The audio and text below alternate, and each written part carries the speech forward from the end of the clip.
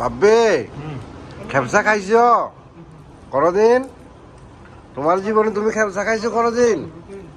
খাও খাও, সৌদি আরবে আইছো না, একটু খেপসা খাও ভালো করে। মজা লাগতেছে তোমার?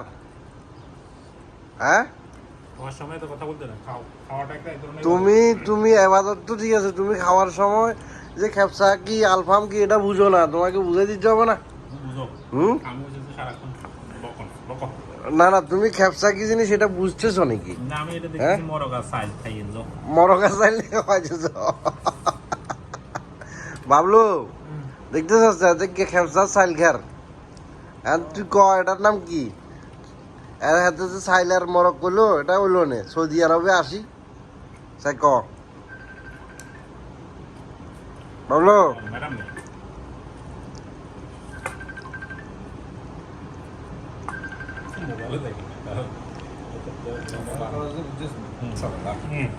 ও সুমন সাহেব, সুমন সাহেবের মাথা চুল নাই একবার বেল বেল।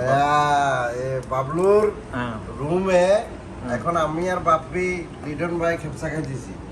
আর বাপ্পিকে যখন জিজ্ঞেস করলাম এটা কি খাইতেছ, বাবলুও বলতেছে যে কি আমি মুরগি আর চাউল খাইতেছে, পোলাও মোরগ খাইতেছে। খেপসা কি জিনিস সৌদি আরবের, এটা এখন বাপ্পিরে বুঝাইতেছি আমি।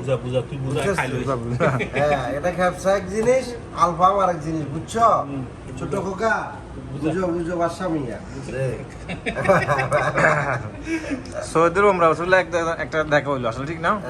না হইলে আর কত ভবিষ্যতে কোন সময় দেখা হবে কোনো ঠিক নেই। ওটাই যাইছে গেল দেখা হইলো, ঠিক আছে একদম এক টাইমে যেতাম। মাথার দিকে একটু মোবাইলটা দাও।